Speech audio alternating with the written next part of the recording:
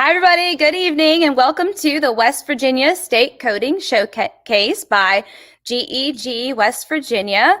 Tonight, we're going to be talking about Computer Science and Education Week and Hour of Code and what all that entails. But before we do, if you have never met with us or have gotten to know us, we are the GEG West Virginia team.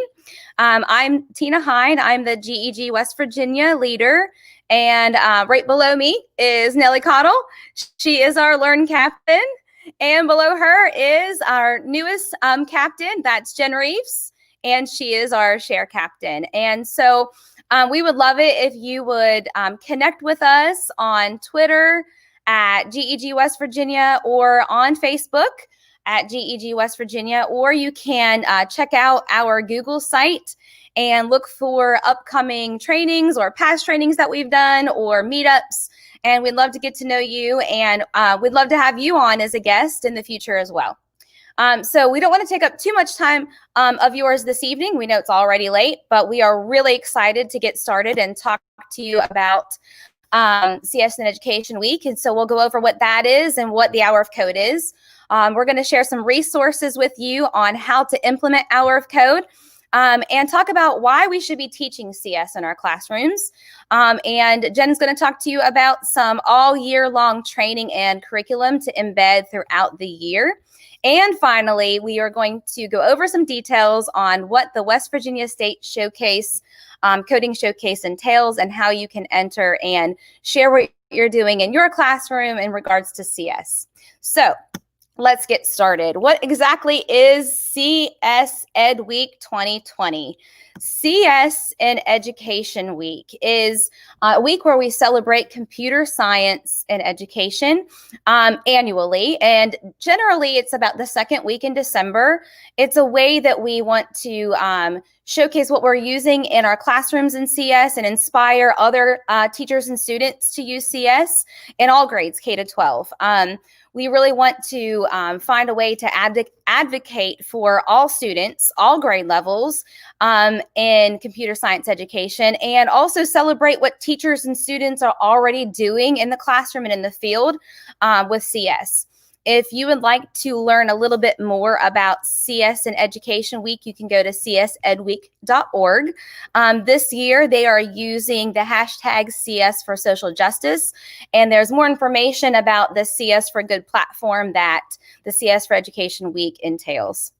Another part of the CS and Education Week, you've probably heard the buzzword or buzz phrase, Hour of Code. So let's go over what exactly Hour of Code is and where that came from. CS and Education Week has been around since about 2009, but in 2013, Code.org partnered up with CS and Education Week to host the first Hour of Code week. Hour of Code started as like a way to encourage teachers and students to just try coding, give it an hour, a lesson during this celebration week in December, but then it snowballed into a lot more than that. Now it's a worldwide effort to celebrate computer science and education. It started out as that 1 hour coding activity, but it's expanded to year-round lessons and efforts. You can take a look here. This is a map of classrooms and individuals and clubs and organizations that have showcase that they are participating in Hour of Code 2020 this year. So you can see this is spread worldwide. And I guess the big question is, how do you get started in implementing Hour of Code? If you don't know how to code yourself, where do you go for resources? How do you implement this in your classroom? How can you get your students and any grade level exposed and excited about computer science and education? So with that being said, I'm going to go ahead and give this off to Nellie, who's going to share some resources with you about Hour of Code.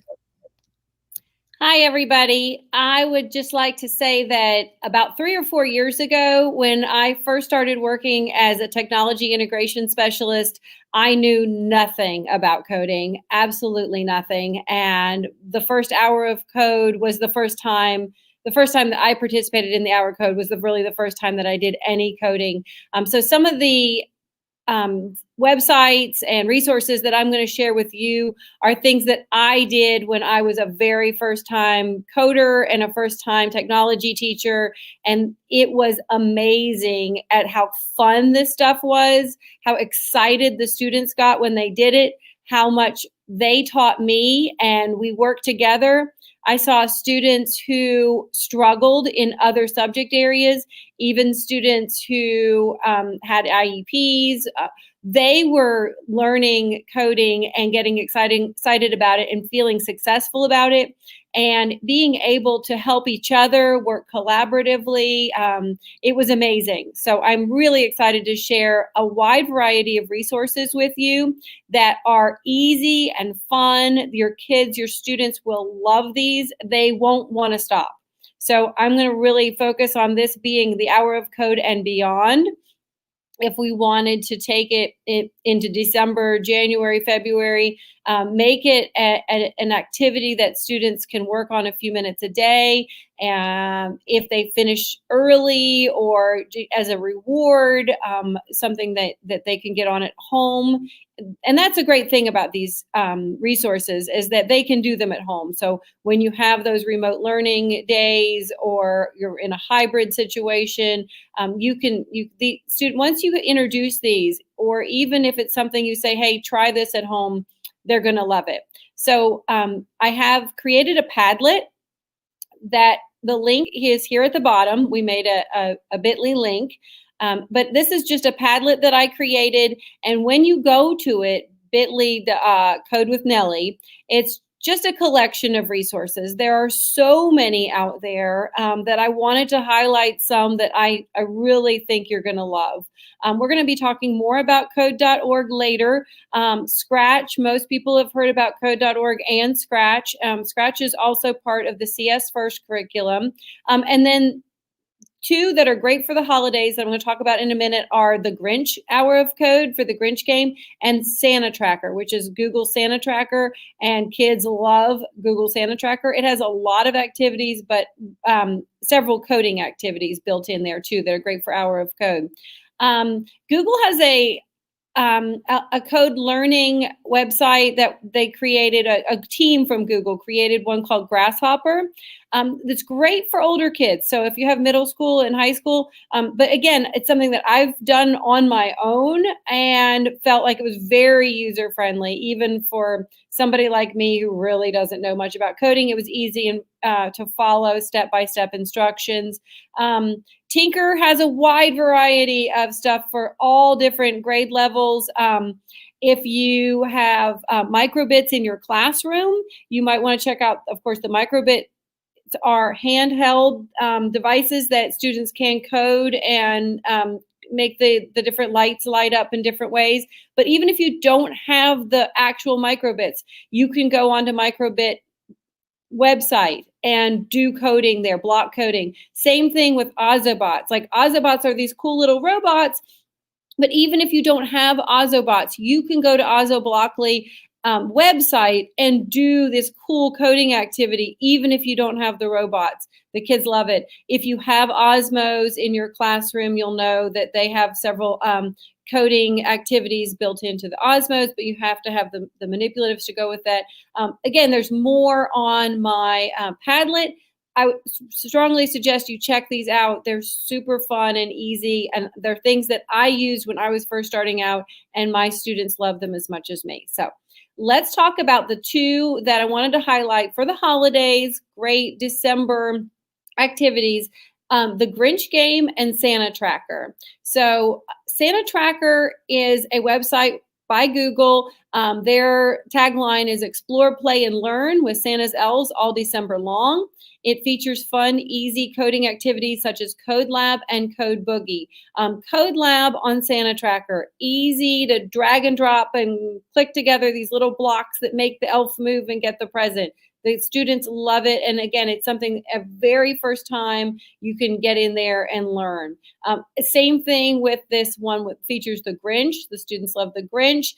So there's another activity there for Christmas, holiday related, but it's about 20 different levels that are fun, block coding, use algorithms to fly a virtual drone, collect presents, and all of that. So great stuff to just kind of get you started, and good holiday related hour of code, and dive right in and explore some of these resources. All right. And then we just want to say that CS First from Google for Education is a free computer science curriculum that makes coding easy and to teach and fun to learn. And if you go to the Google CS First website, you can also sign up for a free classroom kit that has a great curriculum guide, and it uses Scratch. So if Scratch is something that you want to get involved in and learn more about, Google CS First is a great way to do that. All right.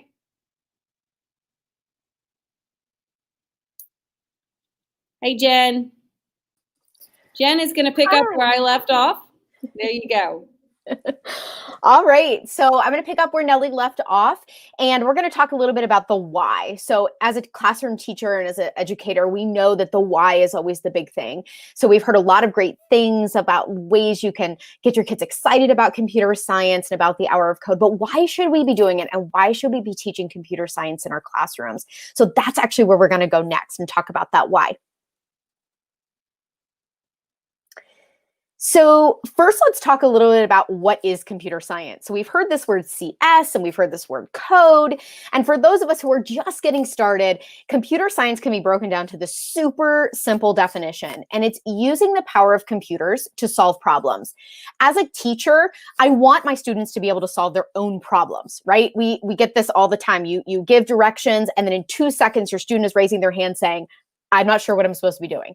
So I love that computer science, and when we think about code, is we're thinking about teaching kids how to be persistent, how to overcome frustration. We're teaching them computational thinking, which is breaking down tasks into smaller, more manageable pieces so that students can solve problems and utilize the 4 C's so that they can solve the problems not only of our world of using technology, but also to solve small problems that they see around them every day. So computer science is one of those really powerful things that when we're teaching it in the classroom, it kind of seems like an isolated thing, but it is one of those subjects that is so cross-curricular that it allows us to touch so many other subject areas.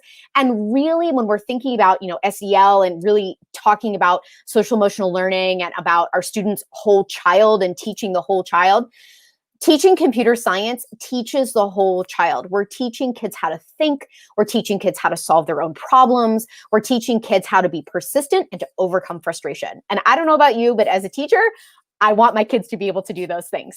So teaching computer science, we're hitting all of those things.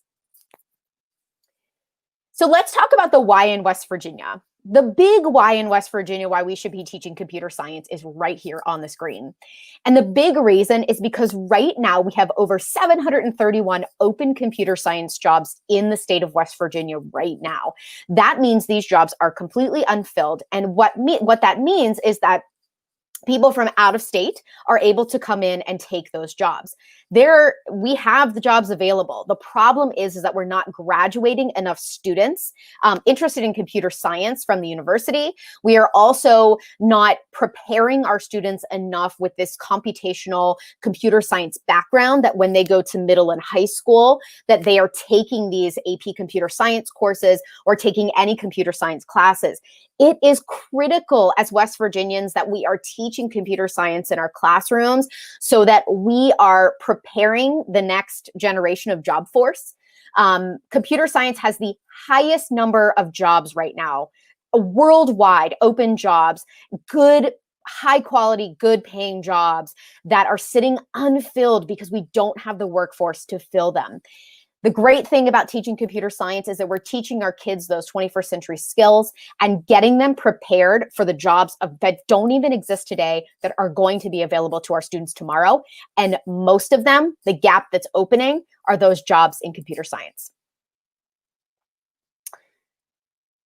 So another reason why we should be teaching computer science in West Virginia is because it is the law. So we do now have computer science and technology standards. They were released in 2019 in July. You can access a copy of the standards here. So we know we have to teach, as a teacher, we have to teach our English standards and our social studies standards and our writing standards and speaking listening standard, all those standards. Computer science, we have now standards from kindergarten through 12th grade. So we are obligated by state law to make sure that our students are receiving computer science education at all levels, kindergarten through 12th grade. And I love this quote here from Jim Justice that says, the new law makes West Virginia the first state in the nation to require that students have access to computer science education before they graduate high school. So that's us as a state trying to build that pipeline for those good paying jobs to be able to come into our state, and big companies to come into our state like Amazon and Google and different organizations to want to come in, tech companies to want to come in and open up shop here in West Virginia, because we're going to be building that pipeline of those future computer scientists, future jobs. So it is the law. So that's a whole another reason why we should be teaching computer science in the state. So the next thing I'm going to talk about is coding all year. So different trainings and curriculums that are available to all educators. So the first organization I want to point out is Code West Virginia. They are doing a phenomenal job. They are the regional partner with many professional development organizations regarding computer science. They are really leading the way with offerings of professional development and training teachers to be able to feel comfortable teaching this in our classrooms. Because you may have heard some of the things in the beginning and you're like, I don't even know what I'm doing. I don't even know what code is. I need more information. I need some professional development. Well, Code West Virginia is one of those organizations that's available to help. Right now, looking at the graphic on the side, you can see there how many teachers they have trained. And that information was actually from February. All trainings, professional development wise, have all gone virtual. So in response to COVID-19. So Code West Virginia is really doing a fantastic job of reaching out and really working with teachers to help them feel comfortable with teaching computer science at all levels. So I really want to focus in on one particular curriculum. And the reason why I want to focus on this curriculum is this is the curriculum from code.org. The reason why is because code.org offers a teacher-driven curriculum that encompasses all grade levels K through 12. They have fantastic lessons that are fully scripted. And the best part is that they are 100% free. Yes, you heard me correct. There is no fee. There is no freemium where you get the lessons for so long and then you can't use them anymore. There's no buying from Teachers Pay Teachers. It is 100% free. So if you are looking for a way to really say, you know what, if I'm supposed to be teaching computer science in my classroom, this is the way to do it. At all levels, kindergarten through 12th grade, we offer a pathway with code.org that you can really customize what your kids are going to be doing, but also be there and be that teacher-driven part. So what I love about code.org as a curriculum and as an organization, not only is it free, they are invested in teachers and preparing them with free professional development, fully scripted lesson plans, high quality videos, everything that you need to feel comfortable teaching these lessons. And the great thing is that there's not like 30 lessons. There's like 14. So it's not a huge time, you have to take up a whole lot of your school year. You can really pinpoint and teach 1 or 2 lessons a month and still be able to teach the entire curriculum in one school year. I don't know about you, but there are not many curriculums out there that you can teach an entire year's worth of curriculum in less than 14 lessons. So moving forward, there are other professional development offerings that are free that are provided by other companies. So I have 3 of them here. Like I said, we have code.org. You can find a workshop by using the bit.ly short link on the screen. We also have Swift Playground. Swift Playground is from Apple. They have lots of professional development opportunities. Again, all those professional development opportunities are free. So if you're an Apple district, make sure that you check those out. Code West Virginia is also offering free professional development development with Apple Swift Playground. So you want to check them out as well. And the last one Nellie talked a little bit about CS First, and I love that they also offer free virtual trainings. They are not specifically from Google, but they come out from a third-party contractor that are all virtual and are all free. So you can find all that information there in the screen and be able to find a workshop that is in your area that is virtual and absolutely free. So you can keep coding all year long.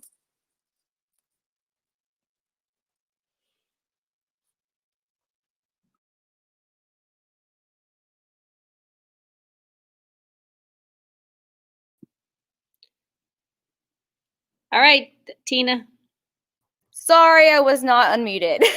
I'm going to go ahead and make sure we're all available to talk about this next part too. So now that you have a plethora of training resources, materials, websites, step-by-step tutorials, all of the things that you need right at your fingertips to help incorporate computer science and coding into your classroom, we want to encourage you to share out what it is that you are doing in your classroom in the state of West Virginia. So we would love for you to take part in this West Virginia State Coding Showcase opportunity with GEG, West Virginia Codes.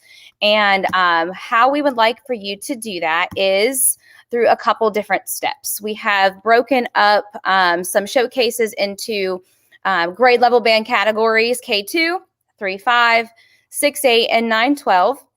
And the only thing you really need to do to share out and offer up what you are doing in your classroom is to showcase a lesson photo with coding in action, or submit a short video clip, maybe 30 seconds or less, of you and your students coding. Or maybe you're virtual right now or remote and you really can't get your group together to do that. So why not submit a photo collage of students participating in your coding lessons remote from home, and create a collage to share with us digitally, and tweet that out. Share it on Facebook at GEG West Virginia. Use our hashtag GEG West Virginia Codes.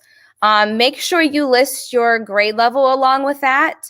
And because CS in Education Week started today and ends on Friday, we've extended our showcase in the state until December 18th.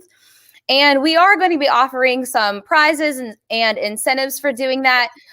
This is less of a competition and more of a showcase. We really just want you to be encouraged to try out some of these resources that Nellie has on her Padlet, or go to code.org and implement a lesson. Just dabble in it. Feel successful in just trying to implement one of these resources, and encourage others to do so too. So, the fine print, always read the fine print. Make sure that if you're sharing photos of your students online, no matter what it is, and, especially students in action in your classroom, make sure you have the permission, go through your county level proper protocols to share photos of your students in activities. But we would love for you to share out what you're doing with CS this month up until the 18th with us, and make sure you're using the hashtag GEG West Virginia Codes. Nellie, why don't you talk to them about some of the prizes and winners? Okay, well, we want to encourage you to do this, and we want to share some free stuff with as many people as we can. So we're collecting some prizes, and it could be speakers, it could be merge cubes, it could be like t-shirts or other swag. So we want to share some of our goodies with you and encourage you as much as possible to do this for fun, for prizes, and share what you're doing with other people out there to get them inspired and encourage them to try it. Because once you try it and you find out how exciting it is and how much your students love it, if you share that enthusiasm with others, it will encourage other people to do it. So that's the whole thing. So we're going to give out some prizes. If you share a photo, a video, a photo collage, and you share it with our Twitter or our Facebook page using the hashtag, then we're going to take a list of people who submit those showcase pictures and share what they're doing, and we're going to pick some winners. So some mystery prizes will be awarded, and winners will be featured on the GEGWV Twitter and Facebook page and website. So once we pick some winners, we might contact you for some more information and just really applaud you for what the great job you're doing. West Virginia teachers who are going out and trying new things really need to be spotlighted and showcased. So we want to do that. We encourage you to participate. If you have any questions, please contact any of us. But like Tina said, we're going to have some different grade bands. So just make sure you put on there like what grade level it is. And then we'll contact some people and let them know that they're winners. And keep watching our Twitter and our Facebook page so that you can see some different examples of what people have done during the Hour of Code and CS week and all of December long. And don't limit yourself to just one share. You share away multiple times. The more lessons you do, the more activities you incorporate. Keep sharing those out. We're going to give away as many prizes as we have donated to us. So keep sharing as many times this month as you wish with our hashtag and at GEG West Virginia.